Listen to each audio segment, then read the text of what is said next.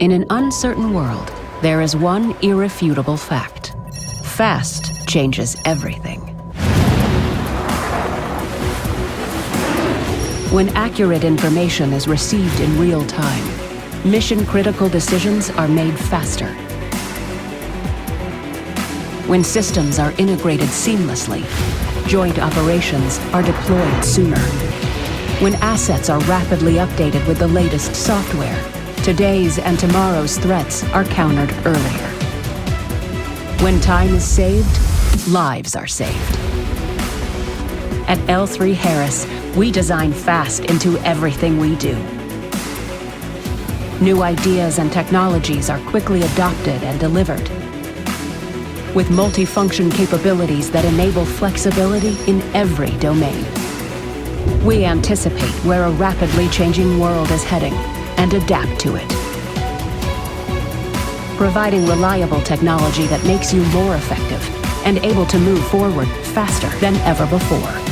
Because out here, fast changes everything. L3 Harris. Fast forward. At Lockheed Martin Canada, we're on a mission, your mission. For over 80 years, we've helped Canada build the impossible, invent the inconceivable, and solve every problem with speed and reliability. We are the advanced technology partner Canada relies on to get the job done. So when millions of people are counting on you, you can count on us. Il y a 200 ans, des pionniers se sont tenus aux portes du Nouveau Monde. C'est là qu'ils ont créé Davy, un constructeur naval qui a jeté les bases de notre pays. À cette époque, les héros de Davy ont forgé notre capacité à commercer et à transporter nos marchandises à travers les 7 mers. Des navires de renommée mondiale, construits ici, au Québec, ont stimulé le commerce international. Et en temps de guerre, lorsque nous en avions le plus besoin, ils ont défendu notre peuple, défendu nos alliés. Après avoir remporté les batailles, est venu le temps de bâtir notre nation.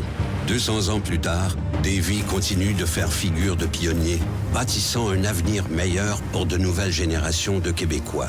Exportant le génie de notre nation, transportant nos gens, protégeant notre nation à la maison et à l'étranger, et sauvegardant notre économie et nos intérêts vitaux dans le Nord, tout en façonnant un avenir plus vert pour notre Québec.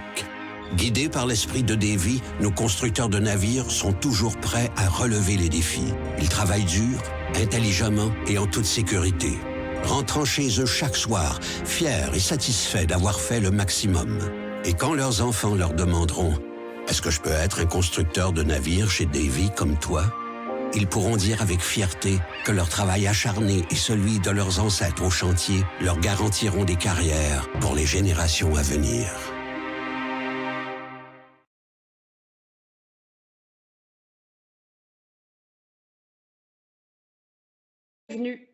Bienvenue à ce symposium sur le marché canadien de la défense et de la sécurité qui en est à cette année à sa 6e édition et à sa 2e en mode virtuel. Good morning and welcome to this 6th symposium on the Canadian Defense and Security Market. Mon nom est Caroline Hilt, je suis directrice des communications à Développement économique Canada pour les régions du Québec, que nous appelons beaucoup plus simplement DEC. My name is Caroline Hilt and I am the Director of Communications for Economic Development Canada for the regions of Quebec, and we call it CEDQ.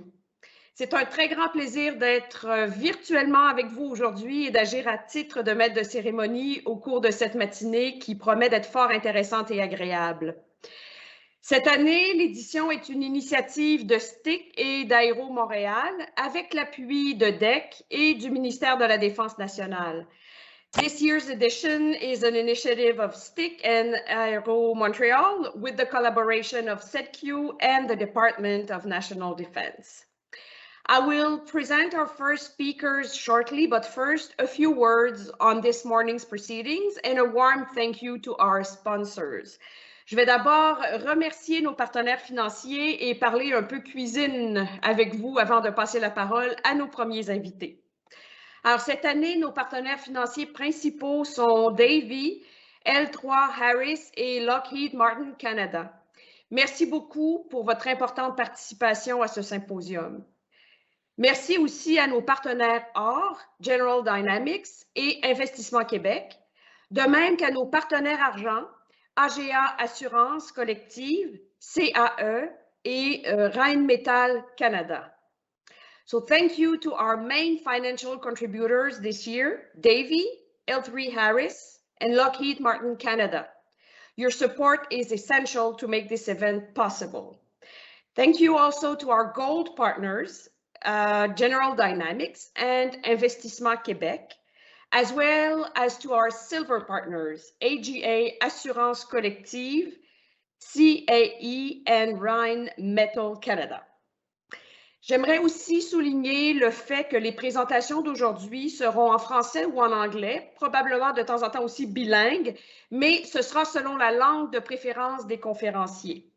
Il faut en effet savoir, et c'est l'un des avantages de ce symposium, que nous avons plusieurs invités qui proviennent de l'extérieur du pays.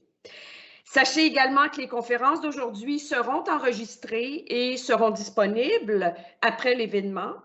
Les présentations PowerPoint aussi seront disponibles. Les organisateurs vont vous faire parvenir un lien après le symposium. You should know that today's presentations will be delivered either in English or French, according to each speaker's preference. Also, all conferences will be recorded and made available on this platform. And a link to all the PowerPoint presentations will be sent to you shortly after the symposium.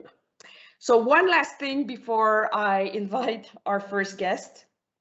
Should you encounter any technical problems this morning, you can hit the help button at the top of your screen and someone will be able to help you. Si vous éprouvez des difficultés techniques au cours de la matinée, vous pouvez cliquer sur le bouton Aide qui se trouve en haut à droite de votre écran et un responsable de la plateforme sera en mesure de vous aider. C'est enfin le temps de vous présenter nos hôtes de la journée et nous allons commencer avec Madame Suzanne Benoît, présidente directrice générale d'Aéro Montréal. Madame Benoît, que plusieurs d'entre vous connaissez, je suis certaine, dirige la grappe aérospatiale du Québec depuis sa création en 2006. Elle siège en outre sur de nombreux conseils d'administration, dont celui de STIC. In 2015, the Prime Minister appointed her as one of 3 business representatives to the Business Advisory Council of the Asia-Pacific Economic Cooperation Forum, one of the most important regional forums in the world. Alors, mesdames et messieurs, accueillons Madame Suzanne Benoît. Alors, merci beaucoup, Caroline. Ça me fait plaisir de te revoir aujourd'hui. Alors, dear partners and industry members, I'm delighted to welcome you to the symposium on the Canadian Defense and Security Market. Chers membres, chers partenaires de l'industrie, je suis très heureuse de vous accueillir aujourd'hui au symposium du marché canadien de la défense. Cette 6e édition a été organisée, comme vous le savez, par Aéro Montréal et STIC en collaboration avec Développement économique Canada. Et nous saisissons aujourd'hui l'occasion unique de faire le point sur les perspectives d'avenir qui s'offrent à notre secteur. La période de relance que nous entamons entraîne des changements profonds dans les organisations. La diversité est à l'honneur et sera un élément clé des prochains contrats à venir. Nous profiterons de la matinée pour voir comment cela impacte les stratégies d'achat. Nous ferons également le point sur les contrats marquants qui occuperont nos OEM dans les prochains mois. We will also see how our SMEs can position themselves to support OEMs since, as we have seen during the crisis, diversification is key element for survival. In the same vein, we will look at the future trends in the American and European markets. We are convinced that by diversifying their customer base, our companies will be able to remain competitive with less risk. The coming year will be decisive. We must spare no effort to position Quebec and its companies at the heart of Canadian and global defense and security business opportunities. Différents programmes devraient voir le jour. Octroi de contrats pour les nouveaux chasseurs, un programme de formation du personnel navigant, un programme SATP, mieux connu sous système aérien télépiloté, pour ne nommer que ceux-là. Et tous ces projets sont en phase finale et représentent plusieurs dizaines de milliards de dollars de contrats. Il est primordial que nos entreprises puissent saisir ces occasions pour augmenter les parts de marché du Québec sur ces sujets-clés. As a cluster, Aero Montréal will make a point of giving our members the tools they need to avoid missing out on these opportunities. Aero Montréal will hold training sessions on the American, Canadian, NATO, and European defense market. The cluster will also continue to run the SD Quebec portal, which now has over 500 members. Nous continuerons notre travail avec le chantier Défense et sécurité pour écouter les besoins du secteur et en assurer leur représentation. Enfin, je pense que le symposium d'aujourd'hui que nous vous proposons sera une excellente opportunité de recréer les liens d'affaires qui se sont perdus durant la crise. Profitons de cette journée pour penser aux projets du futur qui seront porteurs pour nos entreprises et notre économie. Alors, je passe déjà, dès à présent, la parole à M. Richard Blanchet, président directeur général de Sous-traitance industrielle Québec, mieux connu sous le nom de STIC. Alors, Richard, à travers ses différents mandats, a été en contact très étroit avec les donneurs d'ordre et les PME manufacturières, ce qui lui donne une excellente perspective des enjeux reliés au secteur manufacturier. Alors, bon symposium à tous. Richard, à toi la parole. Merci pour votre attention.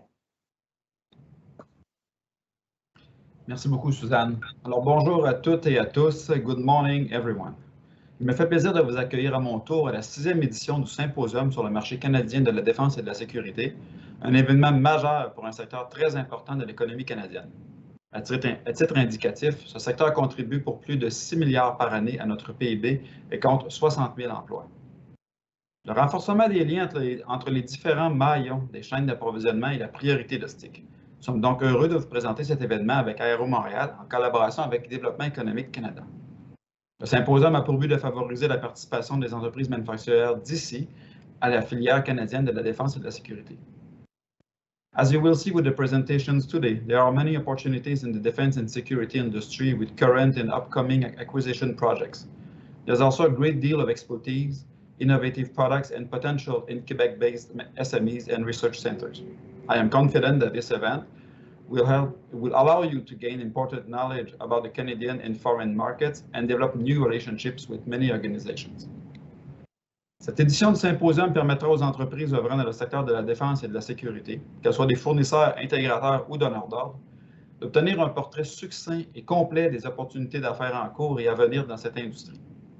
Les informations présentées permettront aux acteurs de ce secteur d'orienter leurs décisions d'affaires ainsi que leur stratégie de développement de marché. Comme nous le savons tous, les projets d'acquisition en défense et sécurité s'échelonnent sur plusieurs années. Obtenir du succès requiert de faire des choix stratégiques, se démarquer de la compétition avec une offre distinctive et à haute valeur ajoutée, et enfin, être très patient. L'industrie canadienne de la défense est innovatrice, riche en expertise variée et orientée vers l'exportation. Pour la chaîne d'approvisionnement de ce secteur, il est essentiel d'avoir des maîtres d'œuvre internationaux forts qui font affaire avec des fournisseurs locaux en qui ils peuvent avoir confiance.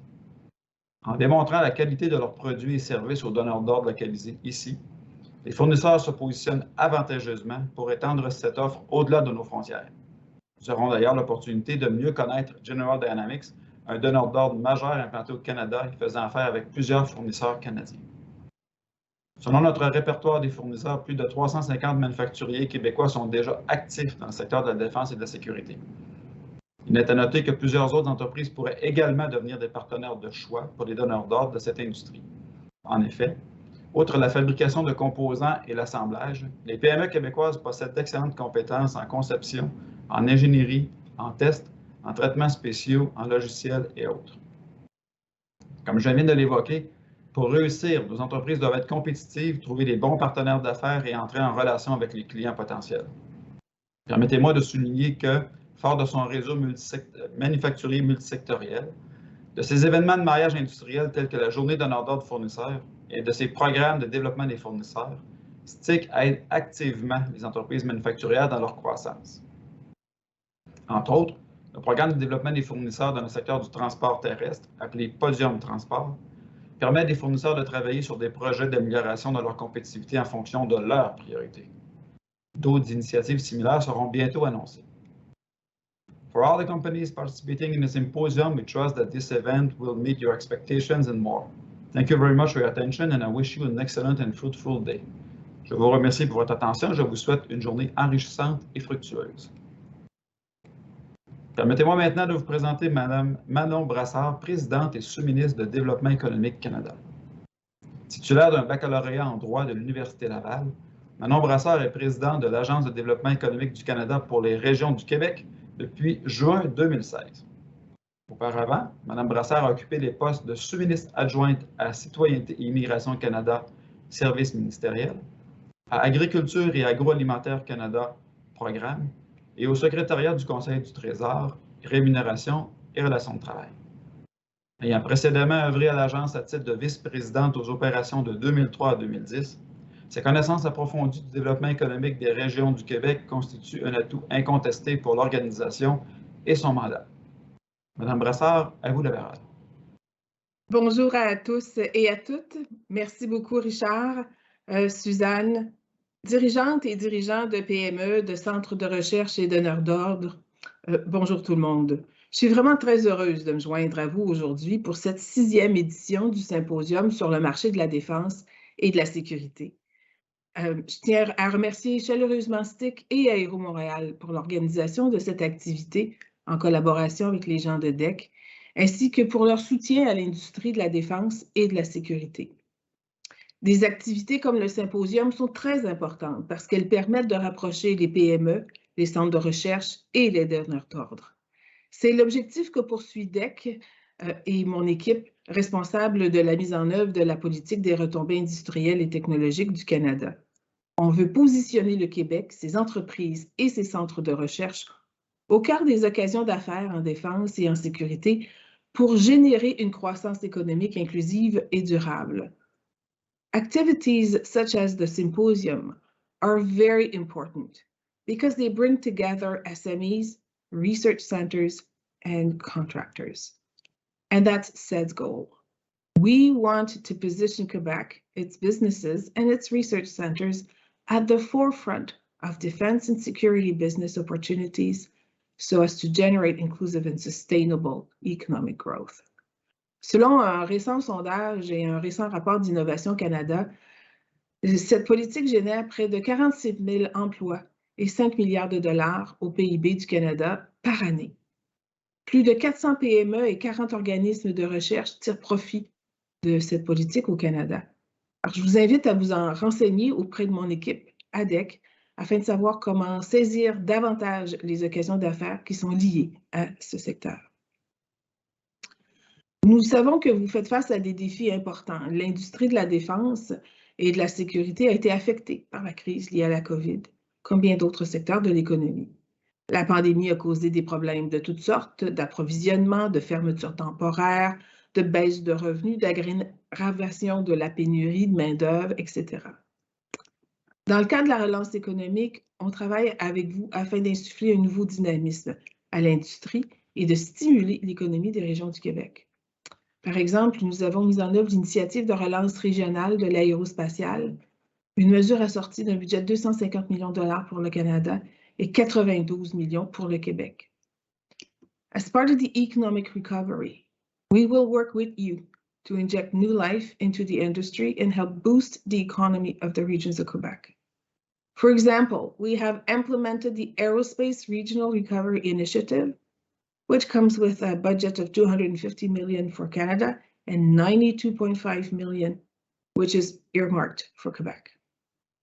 J'aimerais également vous parler du Fonds d'emploi et pour l'emploi et la croissance lancé en juillet dernier. Le fonds est doté d'une enveloppe de 140 millions pour le Québec.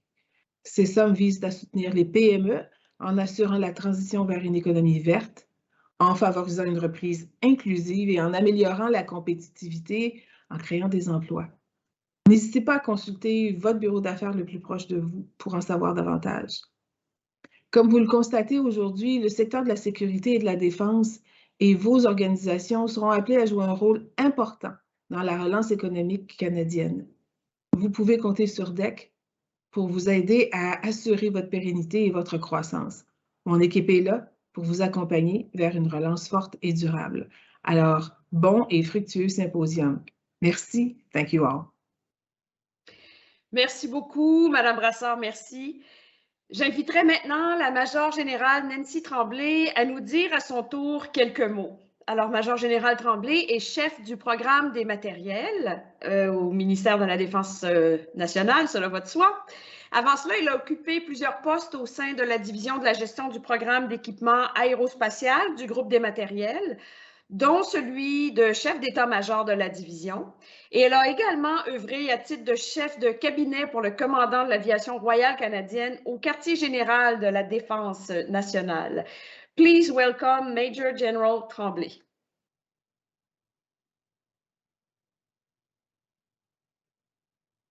Merci beaucoup, Caroline.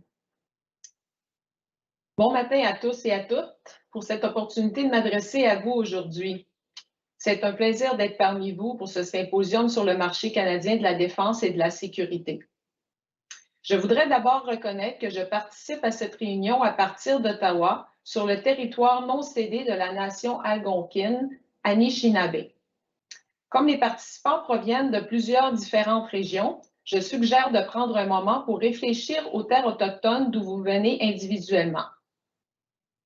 I would like first to acknowledge that I'm participating in this meeting from Ottawa on the unceded territory of the Algonquin Anishinaabe Nation. As attendees are calling in from different areas, please take a moment and reflect upon the indigenous lands that you may be individually attending from. Je remercie les organisateurs de l'événement, Aéro Montréal et Sous-traitance Industrielle Québec, de m'avoir invité à prendre la parole aujourd'hui. Même si je préférerais certainement vous faire ces remarques en personne, c'est incroyable à quel point nous avons pu nous adapter aux défis de ce nouveau mode de vie virtuel.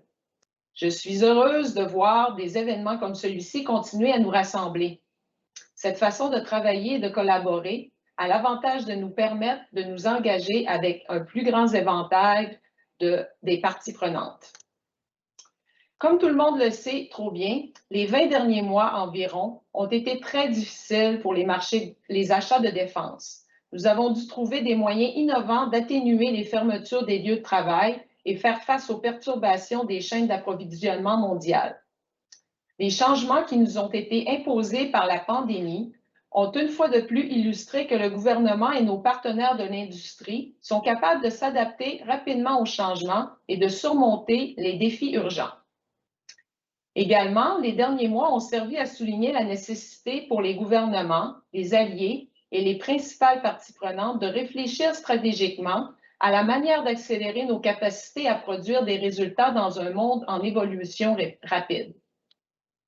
Afin de garantir que nous sommes en mesure de fournir et de maintenir des capacités de défense robustes, des adaptations de nos systèmes de processus d'approvisionnement en matière de défense sont nécessaires et essentielles.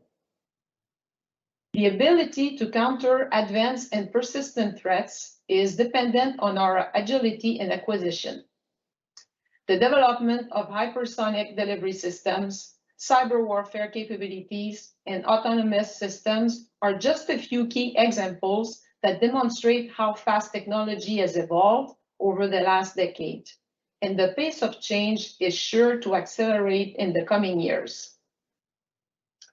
The focus now is on our capacity to learn quickly, make changes, and improve with appropriate risk mitigation strategies in order to ensure that our armed forces can remain interoperable and excel in most challenging scenarios.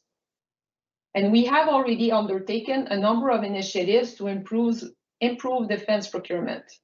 A particular area of focus has been improving the forecasting of project schedules, given the prevalence of schedule delays in our more complex projects.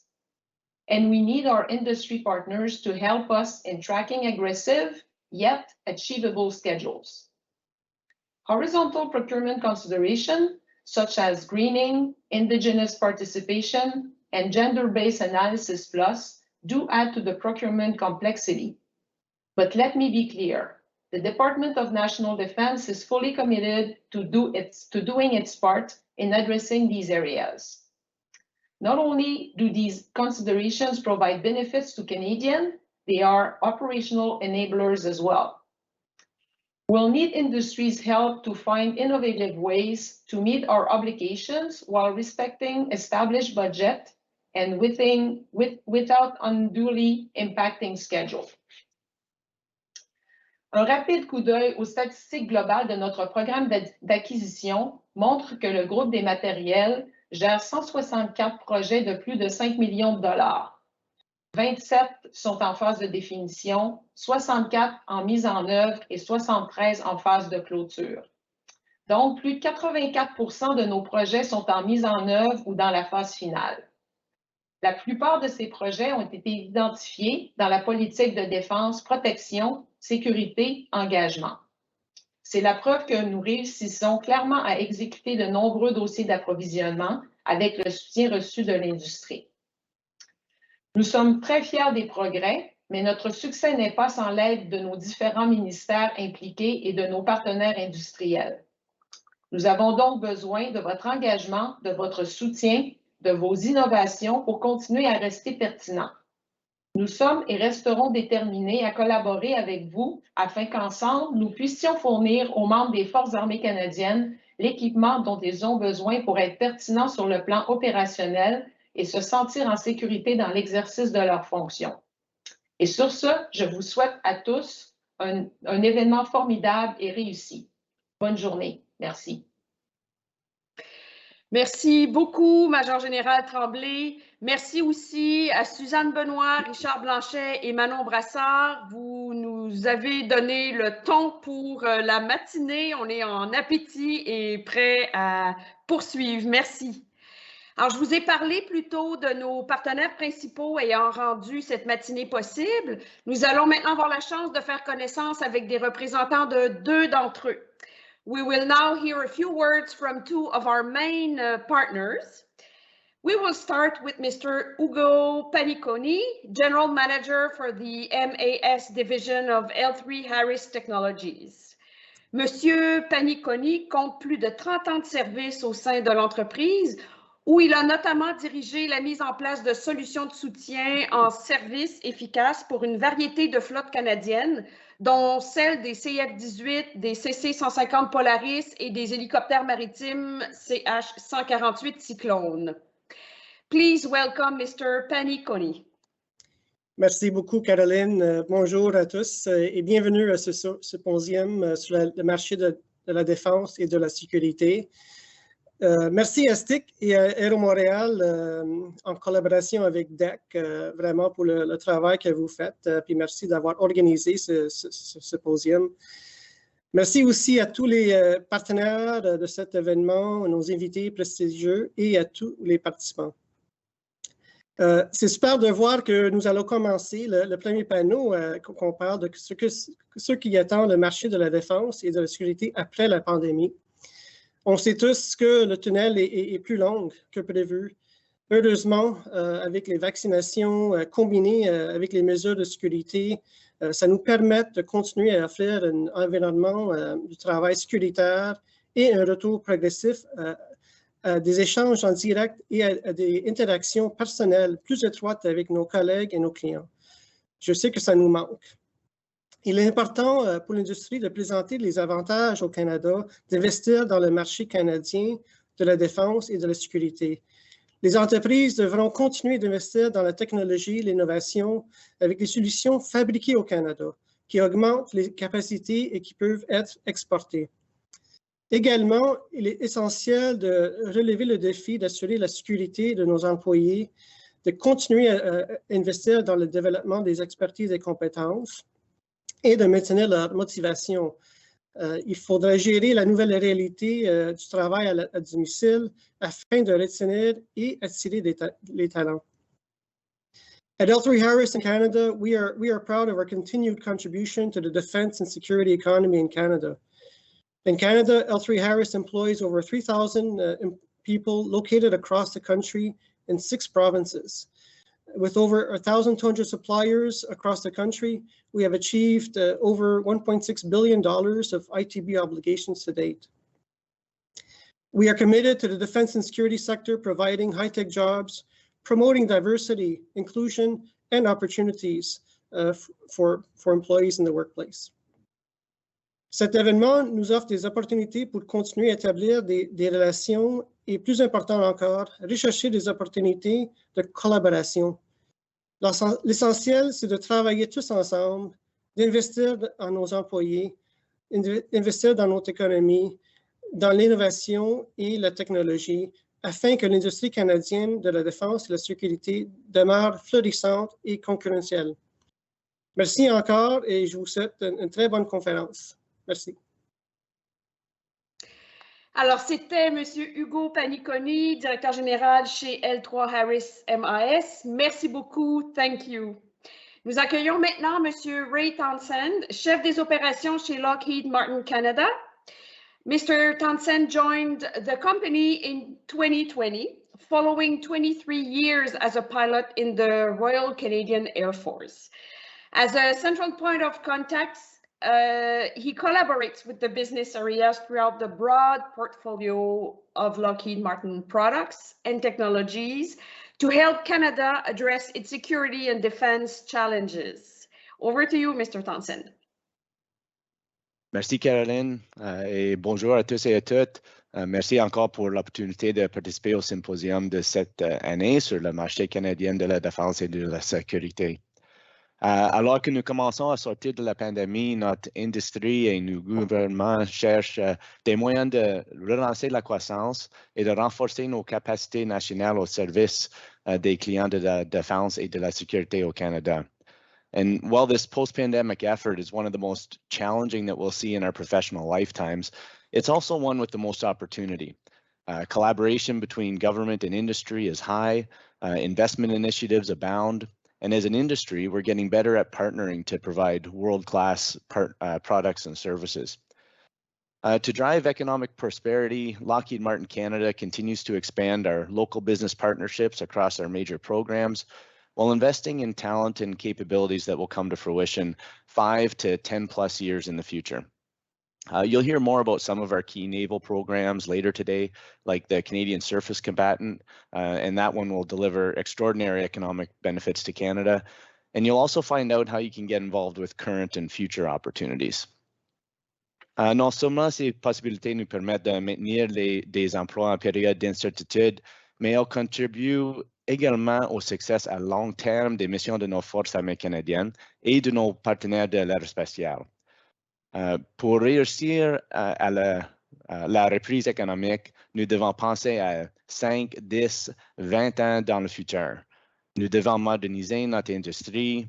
Nous devons créer un espace où chacun se sent le bienvenu et peut appliquer ses compétences pour résoudre les défis les plus difficiles de nos clients.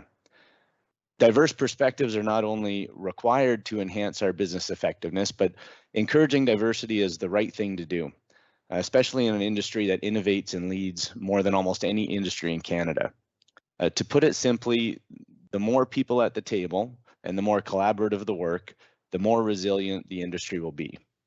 And speaking of collaborative and resilient people, it's my privilege to introduce the moderator of today's first session, David Acko.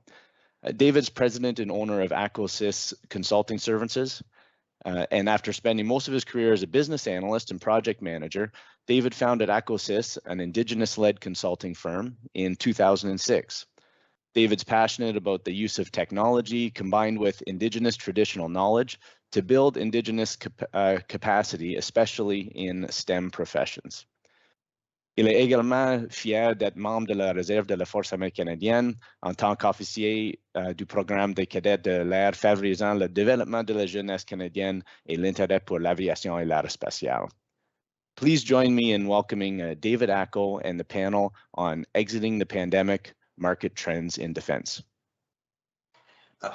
Thank you very much for that introduction. It's always nice to, it's always different when you hear it from somebody else. So it makes me very happy to be here, and I'm very honored to be here.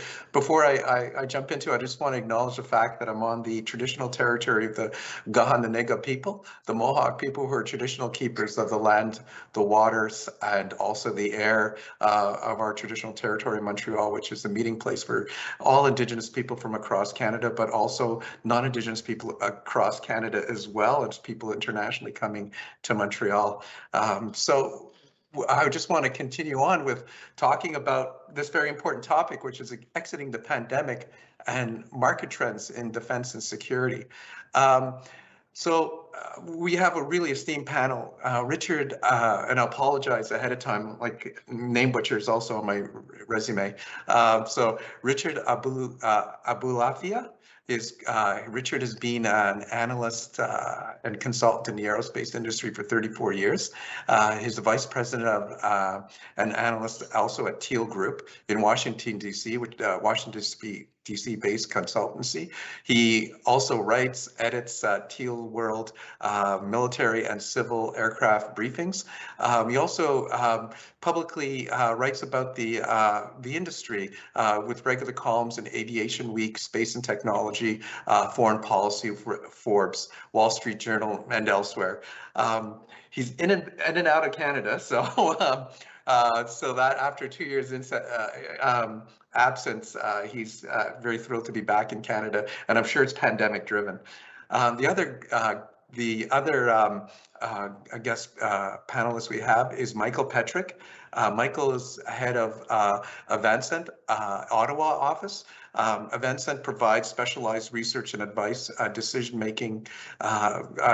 makers who government-driven markets, including aerospace and defense. He and his team are very passionate about serving government and helping Canada navigate policy and procurement challenges. Prior to joining Avancent, Mike has served as a policy advisor for 2 ministers of defense and as infantry officer in the Canadian Armed Forces. Mike is not in the office or spending time, if he's not in the office or spending time working, he's with his wife and son and often cross-country skiing and cycling in Gatineau Park. The other panels we have is Simon Page. Simon was a formal officer in the Navy, serving many roles for Department of National Defense, including Director General for the Maritime Equipment and Management Program, and an Associate Assistant to the Deputy Minister of Material. On March 1st, 2021, after almost 37 years with the National Defense, Simon was appointed Assistant Deputy Minister for the Defense and Marine Procurement Branch at Public Service and Procurement Canada. Throughout his career, Simon has displayed his abilities to lead and manage complex files, focusing on people, building teams, and generate momentum with challenges and endeavors have proven to be very effective. Simon's expertise includes complex projects, program leadership, creating synergies across teams, achieving results through smart and inspiring innovations that are empowering people as well. So just to level set the discussion, so defense and security, as is mentioned by the other speakers, are amongst one of the more heavily impacted by the coronavirus crisis, especially small to medium-sized businesses. So we're hit the hardest, and because of the longevity of the pandemic, the effects of can be really summarized in three basic areas. Production and manufacturing facilities and supply chains are now facing shortages, as we see in the news all the time. Business development efforts are deeply impacted by the economy and have seen more losers than winners as the pandemic drags on. So well-capitalized suppliers are looking for opportunities for consolidation, lowering production rates in the commercial aerospace. So the weaker players are trying to cope with this restructuring just to stay afloat. Some analysts are predicting demand for defense equipment and related services to go down because of the increased pressure of the financial burden that the pandemic has caused by with public spending and its increasing deficits. However, other analysts are saying, there's a growing need, and this will cause the defense spending to remain stable because of cybersecurity, because of the expanding threat of hostile nations, peacekeeping and humanitarian commitments, climate change, as we can see what's happening in BC. Despite, given all that, it's going to keep defense and security pretty much at a stable level. The other things to consider are the companies have been having to make tough choices, that are impacting about their finances and also their competencies as well, where they're going to focus. Stock prices declines and inflation also bring that secondary effect. And of course, public sentiments are pushing for more global green economy and different net zero programs, as you can see just by the impacts of climate change. So that's sort of kind of level set and trying to get the conversation. So what I'm going to try to do is I'm going to try to bring it down from a very global point to a national point and down to, of course, what opportunities are going to happen. So in that order. So just to give a perspective, the overall global effect in the economy, I'm going to invite Richard to basically give his perspective on the global side. Richard? Thank you very much, David. Bonjour, hello, welcome. I'm really thrilled to be with you here. As David said, in a couple of weeks, I'll be returning to Canada after a truly regrettable 2-year absence because of this terrible pandemic, and I can't wait. In the meantime, of course, I'm afraid I'm going to have to address you from, well, here in Washington, D.C. David's list of problems and opportunities that this industry faces was very comprehensive. I'm just going to take a few of these points and go with them. Do we have my couple slides ready for showing there, David? Thank you. This chart is as simple as it gets. It's basically a breakdown of aircraft industry output over the last 30 years and over the next 10. Couple points. One, in January 2020, I was out there presenting this information and confidently showing that maroon line on the top because the world looked pretty good. There was that MAX shutdown you could see that caused a bit of a dent. Green is the pit we have fallen into. As the saying goes, life comes at you fast, right? The only thing I can say there by way of consolation is that it certainly feels a lot better crawling out of a pit than it does falling off a cliff and into one. And I'm quite confident that we have hit bottom and we're on our way out. It's going to take us a few years and it's going to be painful. It has been painful, but I think the worst is past. And the entire industry, I think, has shared in a lot of this pain. And I'm happy to say that despite fears of worse, there's only been a couple of bankruptcies so far. Am I mindful of what David said earlier about, moving forward and the financial impact? Absolutely. We're not out of the woods yet. And there are many challenges. And a couple of his points about inflation and other factors are absolutely going to weigh heavily on the industry's performance in the next few crucial years. The bottom line is the military side of the aviation house. Obviously, for both of these lines, this is merely the total value of deliveries. It doesn't include the enormous, value add of the supply chain that's at least 2 or 3 times what you see this, and then sustainment on top of that. This industry is actually worth somewhere in the vicinity of $600 or $700 billion a year, but it shows you the relative performance of things. And the military line hasn't been touched. If anything, our military line has gone up a bit. I'm extremely optimistic on the military market. And I think for a lot of the supplier companies, especially in the US, but also in Canada and Europe, it's been a nice consolation prize because so far, defense hasn't been touched. And indeed, it's sort of almost been regarded as a bit of a shovel-ready stimulus package for the aerospace industry. Certainly that's the way it's been in Europe and, sorry, in Britain and the US and a couple of other key markets. Second page there, please. Thank you. What are we expecting coming out of it? One key aspect of this crisis is that, well, it's highly sector specific.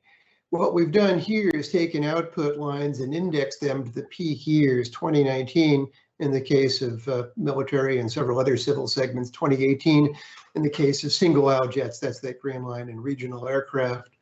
And it takes us all a few years to get out of where we've, well, fallen into, but some are going to come back a lot faster. Military, for example, that's basically already back. The only challenge in the military programs was dealing with the logistical exigencies of the pandemic, factory closures, supply chain disruptions, and of course, people not even being able to travel to take delivery of aircraft, all things like that.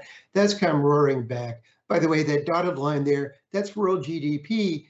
One thing that is very good news is that world economies and stock markets, and of course, economic output in general, has held up a lot better than we had feared. Now, the flip side of that, unfortunately, is that the aviation industry is used to leading the way in a recovery.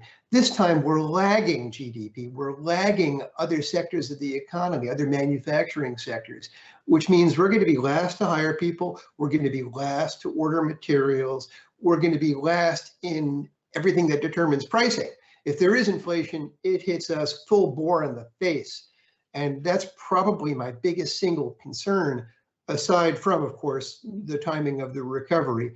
And again, certain of these sectors are going to take a long time, particularly twin aisle jets for international routes, where you'd already seen an overcapacity problem. But from the military side of the house, we're back. It's going to be very strong. And thankfully, most defense contracts are configured in such a way that inflation is effectively covered. And it's up to the ministries of defense, the Department of Defense in the US, to deal with the consequences of that. But at least it doesn't place any kind of question mark over the finances of the companies involved in that sector. And with that, thank you. I'll hand over back to you, David. Thank you so much. You know, you brought some really interesting points in, and I thought maybe I would start with, because we see the civil side of it being, there's a lot of pressure. And maybe I can flip the question around this way. It's zeroing just in on the military side. What opportunities are there, for the SMEs? Because we have the big integrators, and of course the SME make up most of the, the aerospace aviation market. So what advice would you be able to give to them to position themselves for the economic recovery? Well, the old cliche is true more than ever, which is think globally, act locally. And that means, of course, as people are more mindful, as you said before, about their supply chains and the importance of indigenization and the importance of making sure that, well, things are secure and that there's a level of sovereignty appropriate for their defense industry ambitions. And there have been some big changes there, like Australia, for example, enormous change in their aspirations towards sovereignty. You, as an SME, have to make sure, if you've prioritized that market, to have some kind of local presence, perhaps with a legal status there that allows you to participate in technology development contracts or be registered as a local company. So I think you have to think outside. For a cluster like Montreal, I think it's true for many other clusters too. We're used to thinking in a world where there were a couple of dominant players. Seattle, classic example, Boeing was sort of the feudal overlord and sold things to them. You can't think like that anymore. If you're in Texas, you can't think that Lockheed Martin is in charge anymore, even though they're hugely important. In Montreal, it's no longer just about Bombardier.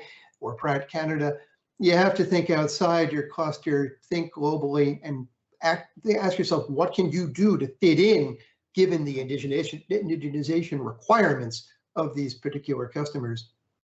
Yeah, super. One of the things that was kind of on my mind globally when I'm thinking about this, and is basically, do you think the real down pressure that the inflation will have, or the supply chain shortages, what kind of downward pressure would that have? Let's see, on the SME,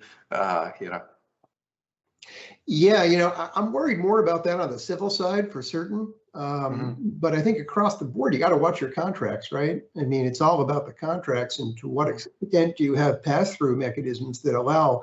You look at the three primary types of inflation. There's energy, probably not a big issue. Materials, you probably have those covered either in LTA pricing or in pass-through mechanisms. And then there's labor. That's the real area of concern, particularly for technical labor. And I'm very concerned about that as an inflationary aspect. So to what extent do your contracts cover you in the event it simply costs more to attract talent? That's the big question. Awesome. So given the the biggest, what do you think the biggest challenge would be like for NATO countries, in a post-pandemic economy? We talk about civil side, military side, but from NATO, what would be the biggest challenge do you think that's facing NATO countries in terms of space? In terms of defense and security? Well, it's not just the pandemic that I think creates big challenges for the NATO countries. It's also the other macro geopolitical trends that were underway.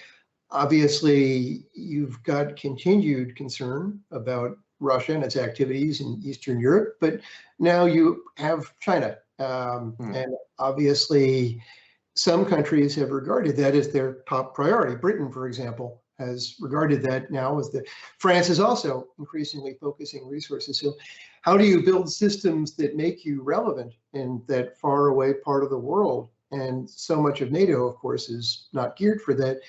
Similarly, I'd love to report better news in Washington, D.C., but I understand why non-US NATO countries are concerned about creating their own, pan-European, pan-NATO capabilities, because quite frankly, quite bluntly, if there is a second Trump administration, the US's presence in NATO cannot be guaranteed.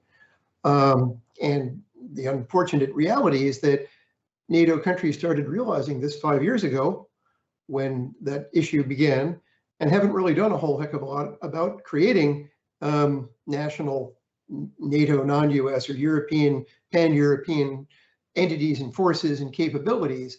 I expect them to accelerate that also, but that's greatly complicated by the Brexit aspect. And how do you bring in the enormously important British industry while simultaneously dealing with even more between the US and the EU than ever? So there are these enormous geopolitical challenges to reconfiguring NATO as it needs to be reconfigured.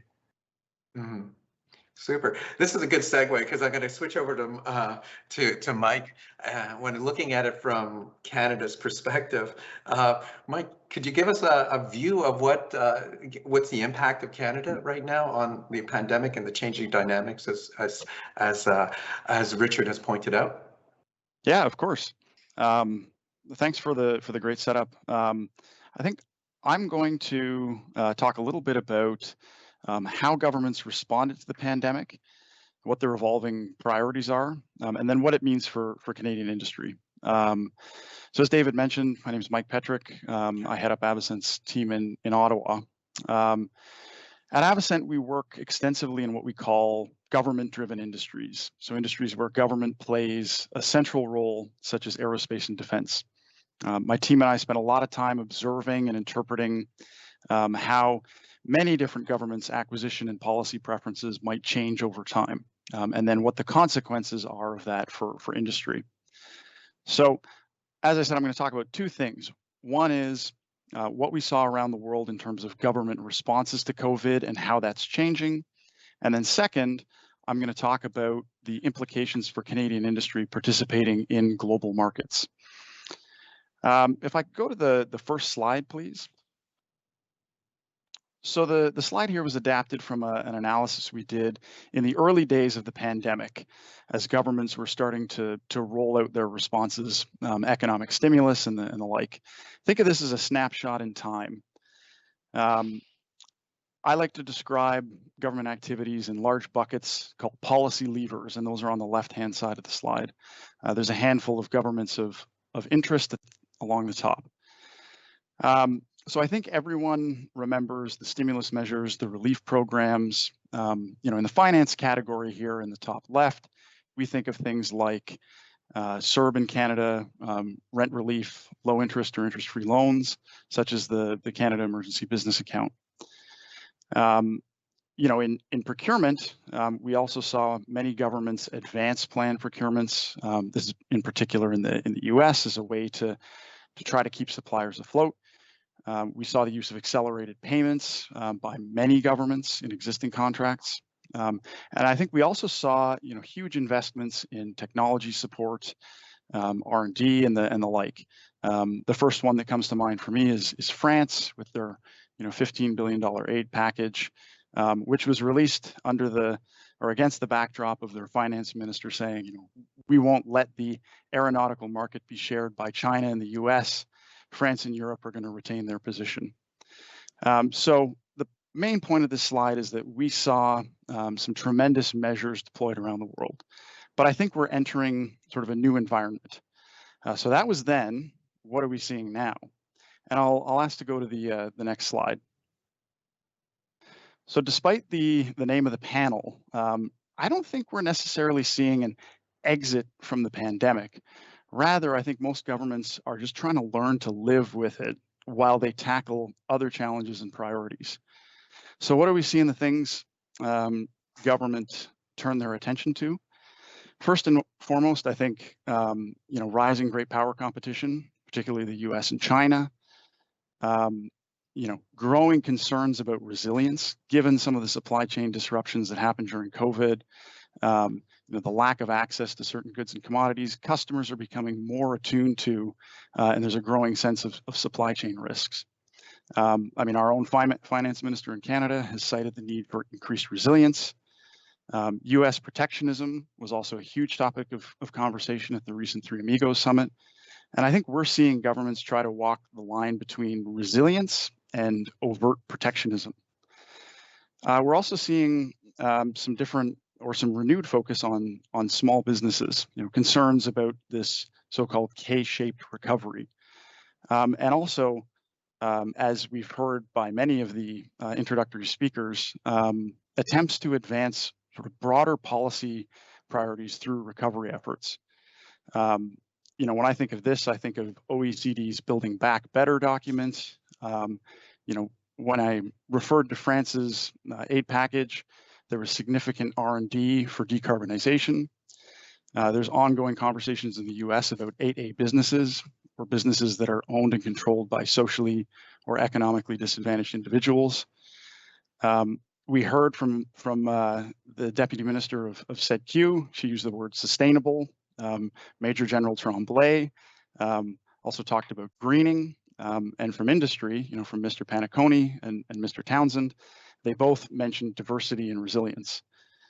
So if you're an aerospace and defense firm in Canada, what advice would we give you? I think the first thing I'd say is make sure you understand the evolving priorities and focus of your customer.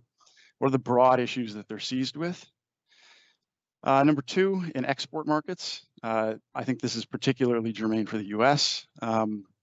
Target some rising prime contractors, some of the non-traditional players. I'm thinking of Anduril, Kratos, Leidos, York, and others.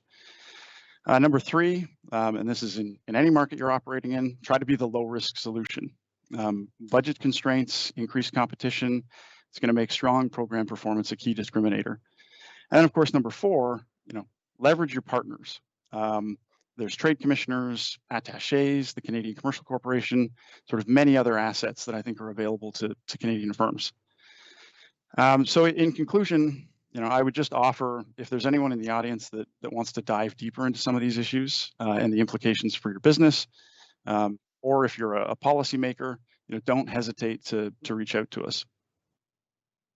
Super. Thank you very much, Mike. Mike, I just wanted to zero in on a couple of things. One is, from the Canadian business perspective, we talked to it a lot, and you put out some pretty good, views on terms of what the priorities are.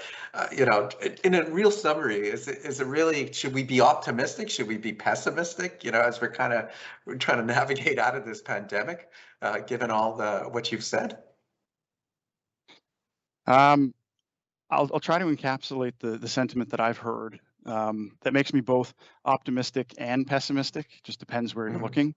I think there's a growing realization, in many different governments that the capacity to deliver goods and services domestically is a good thing. On one hand, if you're talking about your home market, that means your customer may be willing to make an investment in a domestic source of supply.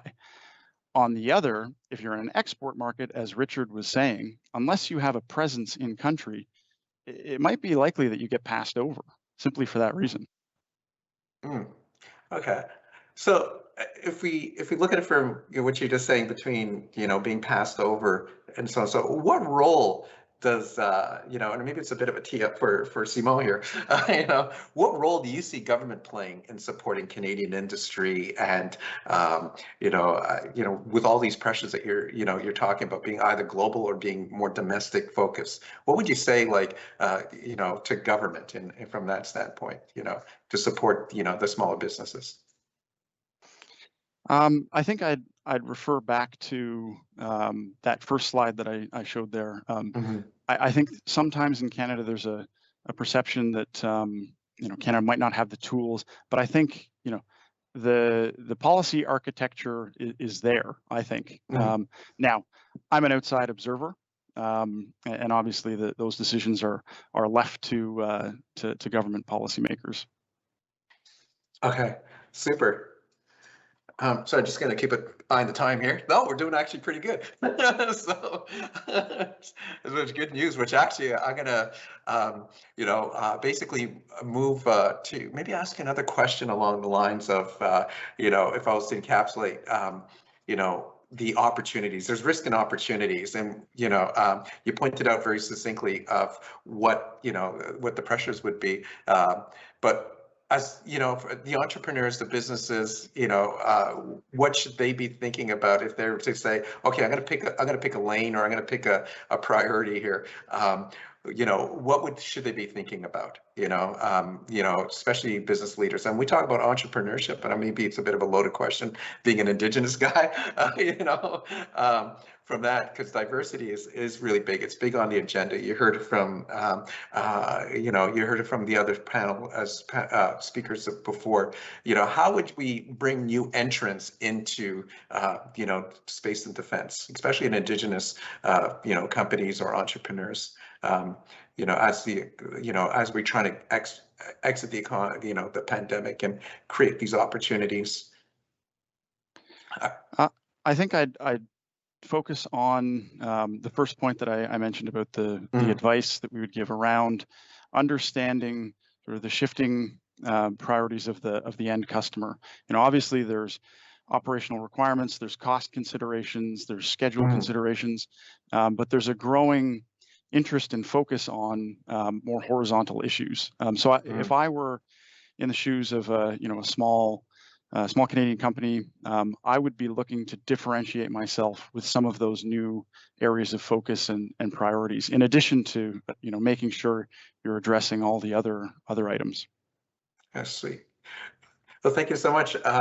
So I'm going to basically bring it down to the lower end, because with Simon, at the end of the day, government is the biggest buyer whether it's whether it's infrastructure, defense spending, and so on and so forth. So and I think this is really the opportunity where we can get a little a little bit more focused in terms of where that opportunity lies. So without further ado, Simon, please take the floor. Merci beaucoup, David.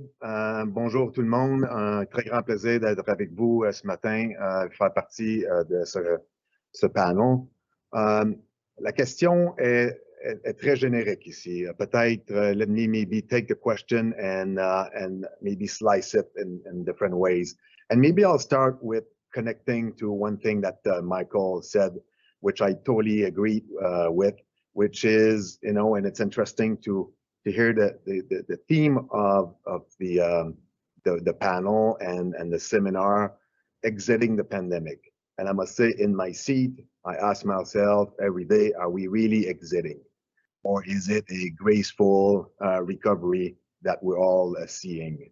I must say there's a few factors that we deal with in defense and marine procurement, such as the impact on the supply chains, the lessons learned that we're getting from these impact on supply chain, and then the resilience factor that these supply chains must now embrace. Richard spoke about labor. We have workforce challenges across the enterprise from a technical labor point of view, from a size point of view, from a skill point of view. With our shipyards, we continuously discuss green labor. And the topic of inflation is also very interesting. Inflation versus the defense portfolio is always a key question. Richard also spoke a little bit about that and how our contracts now should absorb this inflation. I don't want to say that we're doing this 100%, but we're definitely thinking about it because, you know, that's the new reality. As we are hopefully exiting this pandemic, for me, we are also accepting a graceful recovery, and we must be conscious of the greater picture.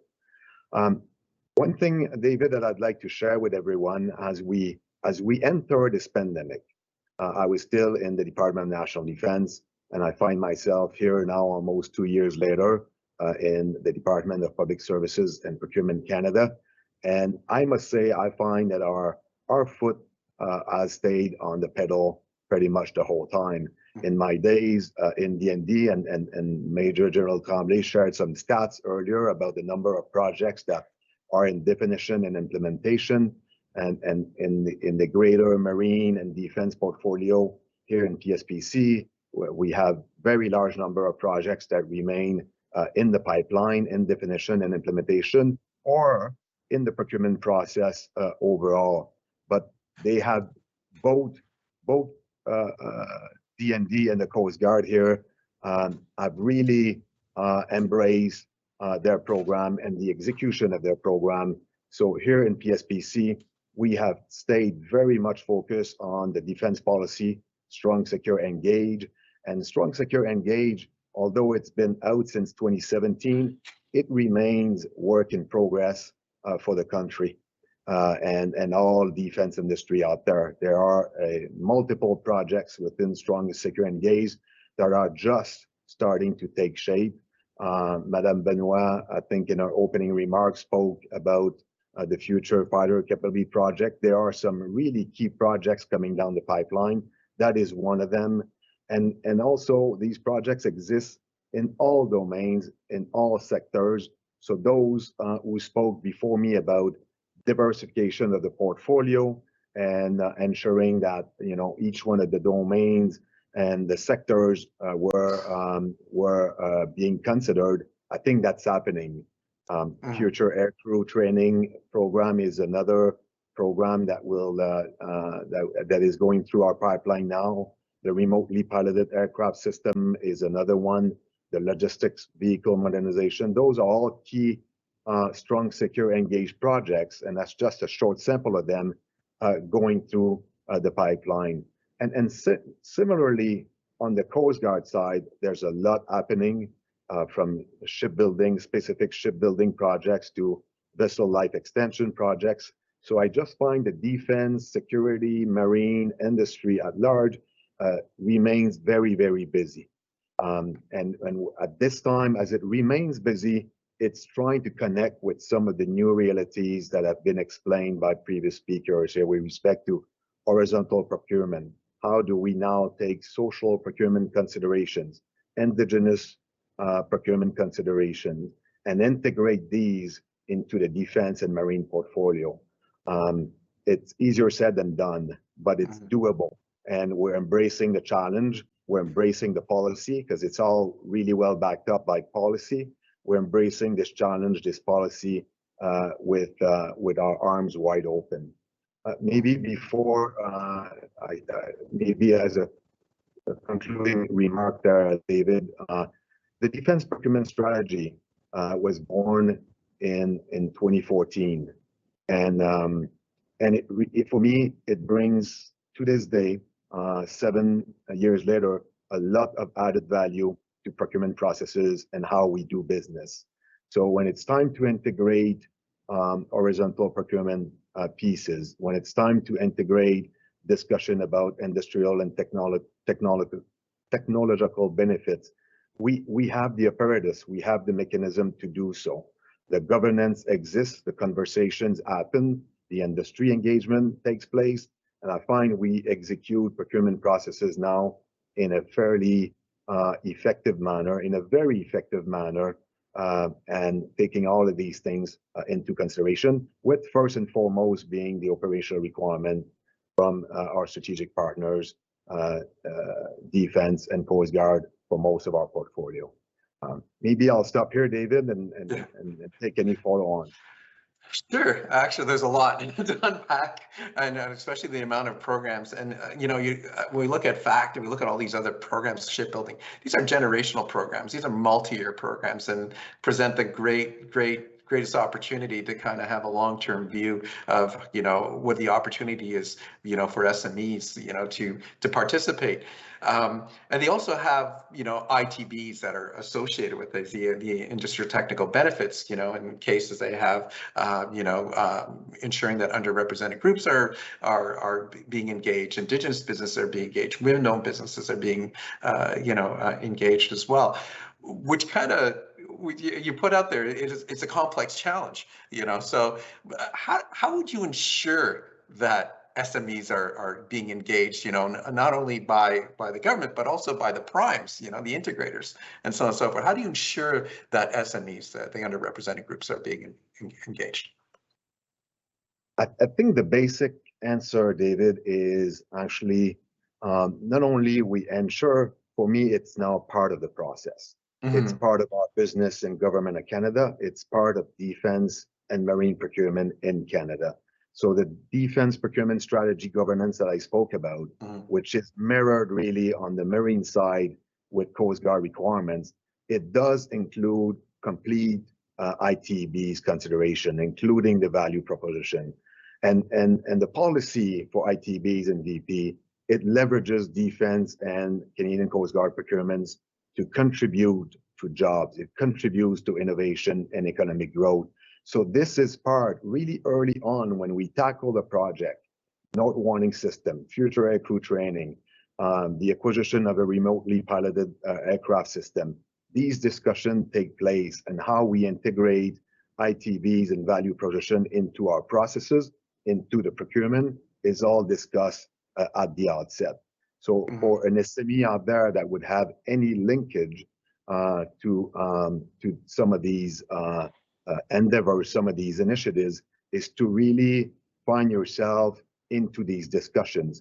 And when industry engagement opportunities are taking place, is to engage, start the dialogue maybe with government, start the dialogue with a prime, and find exactly, identify what you're trying to sell and what is your own value proposition behind maybe the larger value proposition of the project.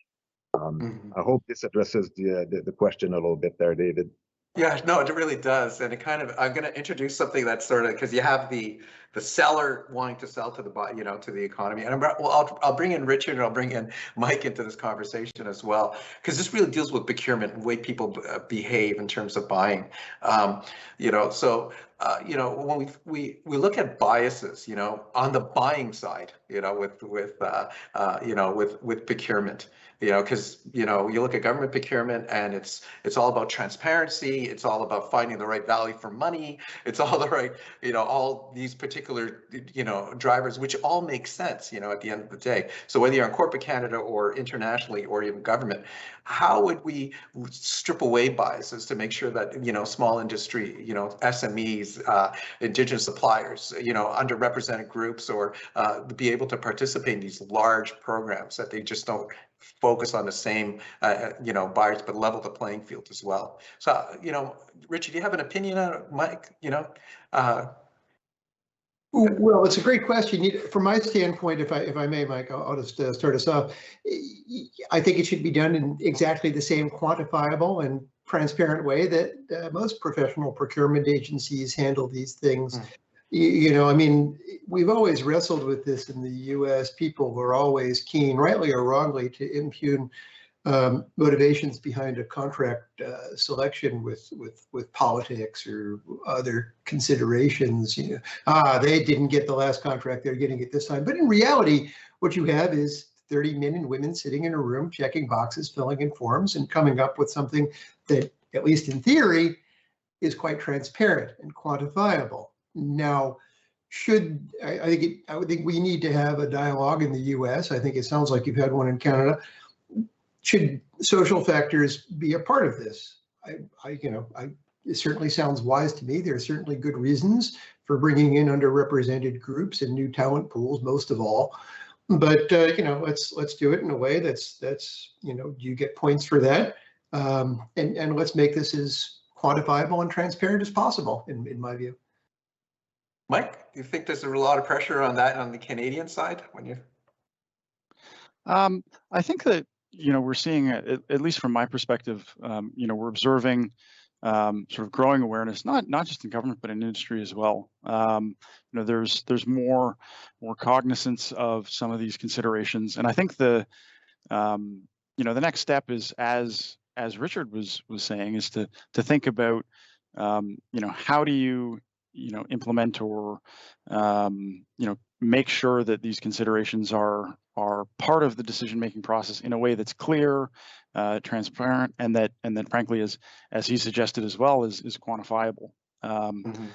I don't have the answer. I think it's an incredibly tremendously complex topic. But because it's tremendously complex, you know, the one thing that I might say is the more sort of simple that you can make some of the decisions, you know, I think the better, because otherwise, you know, there's a risk that that you can slow down decision making and the like. So it's a balance, I think. Okay. Super. I just want to take a question from the audience, but before I jump off of that, do you want to add something, Simon, to that question? Maybe just you know, on the fact of transparency and the fact that we are more cognizant. We are definitely more cognizant from a transparency point of view. I can reassure you that these discussions are part of the process now. So when we come at the table and we look at any procurement, incoming procurement, and it's time to start a complex solicitation process, the question will be asked, the topic will be discussed. How can we integrate underrepresented firms, underrepresented groups? How can we integrate maybe an Indigenous enterprise into this procurement? Sometimes it's in our face. Not wanting system procurement was we had specific obligations and it was an easy implementation with a rich consultation. Sometimes it is not as clear as another procurement may be, and it requires us to really put our heels together and dive into some hard discussions. And some of these hard discussions are happening now. So we not only we have commitments, we have specific commitment that we want to get, but it's also the right thing to do. And for those who know me well, I like to speak about momentum, but you know, you need to understand where we are with this journey. This will be a journey, and building some early momentum is going to be critical to this journey. Thanks, David. Oh, thank you. So I can only take one question with the audience, and I really apologize for that, but because this real discussion really deserves more, I think, because it really impacts the opportunities, especially for SMEs. Mais pour les politiques sur les objectifs autochtones, pourrez-vous nous donner un lien afin de les constater? C'est en français, it's in the chat, so I don't think I did it justice. So, pour les politiques, c'est l'objectif. So the question is about where to find the information, David? For the Aboriginal Lens policy, could you provide a link to view it? So that from that side. So I guess what it is they're looking for the government policy in terms of what it would be from the Aboriginal lens in terms of the policy. Like, so we talk about the 5% spend. That's one part of the policy. You know, in terms of directing Indigenous businesses or directing spend to Indigenous businesses. Of course, the ITB side of it as well. When you look at it, you know, we got Article 24, we got all sorts of different views. Where can they find the policy in terms of PSPC or PAC? So where we are with the policy, I think can be found on our website and at PSPC. So what I'll do, David, if I can, is I'll send the link to to yourself, and maybe we can put it in the material in the conversation there after we're done with the panel.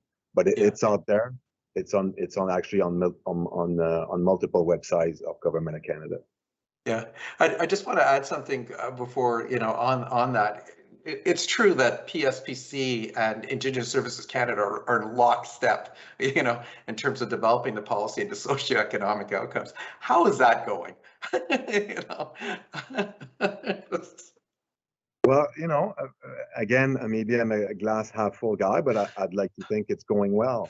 I have, you know, personally, I look at I oversee a very complex portfolio. And that portfolio, as I was mentioned, sometimes is not a natural link to Indigenous businesses. But let me just say that we are having a conversation. And for me, having this conversation right now is step one to success. So I'd like to think, I guess, to answer the question in a brief way, that it's going well. Okay, super. That's good. And that whole government approach is very succinct in terms of being able to, you know, push out a policy. You know, so unfortunately we're out of time, and it's such an important conversation. I hope that Aero Montreal will consider bringing this topic back as we move forward and exit the pandemic. First of all, I want to thank Richard. I want to thank Mike, and I want to thank Simon for their insights and doing this topic justice. So thank you very much, gentlemen, and thank you very much to Aero Montreal for the opportunity to talk about